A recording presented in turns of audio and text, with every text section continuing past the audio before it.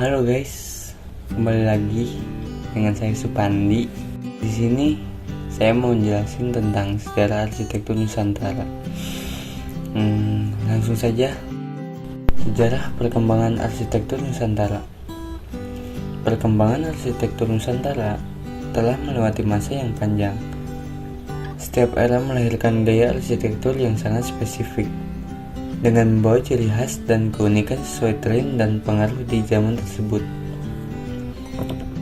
Menariknya, arsitektur Nusantara mempunyai sejarah dan perkembangan dari masa ke masa yang patut diketahui agar lebih paham mengenai alasan mendasar terbentuknya arsitektur Nusantara masa kini. Ada beberapa masa-masa arsitektur Nusantara. Ada arsitektur era vernakular, arsitektur era Hindu-Buddha, arsitektur era Islam, arsitektur era kolonial, arsitektur era kemerdekaan, dan arsitektur era modern dan kontemporer. Yang pertama, ada arsitektur era vernakular. Sebelum terpengaruh dengan budaya luar, arsitektur Nusantara di era ini sangat menonjolkan kearifan lokal. Setiap daerah di Indonesia memiliki arsitektur khas melalui penggabungan adat istiadat, tradisi, budaya, dan seni sehingga menghasilkan gaya arsitektur yang mewakili identitas dari daerah tersebut.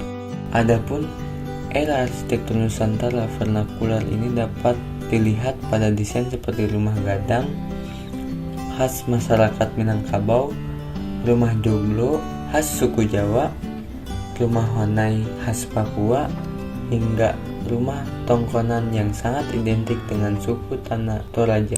Yang kedua, era Hindu-Buddha. Masuknya ajaran Hindu dan Buddha juga memberikan pengaruh kuat terhadap perkembangan arsitektur Nusantara. Di era tersebut terdapat banyak sekali bangunan candi dan pura yang memanfaatkan material batu alam serta dihiasi dengan relief yang sangat khas. Saat ini, sisa peninggalan arsitektur Nusantara era Hindu dan Buddha bisa kamu lihat pada sejumlah bangunan bersejarah seperti Candi Prambanan di Jogja, Candi Borobudur di Magelang, serta Pura Taman Ayun yang berlokasi di Bali. Yang ketiga ada era Islam. Setelah ajaran Hindu dan Buddha, ajaran Islam mulai memasuki Indonesia. Pada awalnya, ciri khas arsitektur Nusantara era kerajaan Islam belum banyak mengalami perkembangan, sehingga terdapat banyak desain masjid kuno yang masih mengadopsi arsitektur khas Hindu-Buddha. Namun, banyaknya musafir dari Timur Tengah yang menyebarkan ajaran Islam membawa pengaruh pada perkembangan arsitektur sehingga mulai mengadopsi elemen dekorasi dan ornamen khas Timur Tengah. Contohnya ada Masjid Agung Banten, Masjid Tua Indrapuri Aceh, Masjid Al-Hilal Katangka Sulawesi Selatan, dan Masjid Menara Kudus Jawa Tengah. Yang keempat, era kolonial. Babak baru sejarah arsitektur Nusantara kembali dimulai saat masuknya bangsa Portugis dan Belanda ke Indonesia. Kependudukan Belanda yang mencapai lebih dari 350 tahun sangat memengaruhi arsitektur Nusantara yang sangat menonjolkan gaya arsitektur Eropa dengan sejumlah penyesuaian pengingat Indonesia beriklim tropis.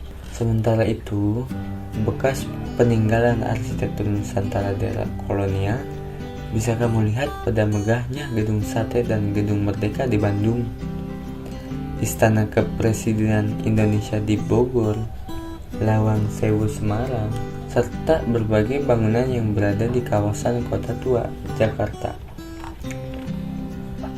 Yang kelima, arsitektur era kemerdekaan. Saat Indonesia merdeka pada tahun 1945, pembangunan infrastruktur mulai dilakukan secara masif.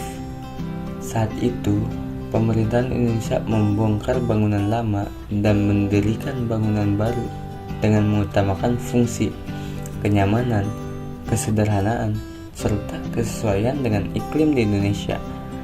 Di era tersebut, banyak bangunan tinggi yang mengadopsi gaya desain modern seperti yang bisa kamu lihat pada Monumen Nasional, Masjid Istiqlal, dan hotel di Indonesia. Yang keenam, era modern dan kontemporer. Era modern dan kontemporer berlaku hingga sekarang.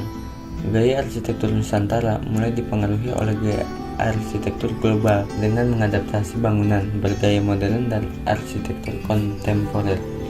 Gaya arsitektur ini sangat fleksibel, mengikuti tren dan memungkinkan para arsitek untuk terus bereksplorasi, mengombinasikan berbagai gaya secara seimbang namun tetap mengutamakan kesederhanaan, fungsi, dan estetika.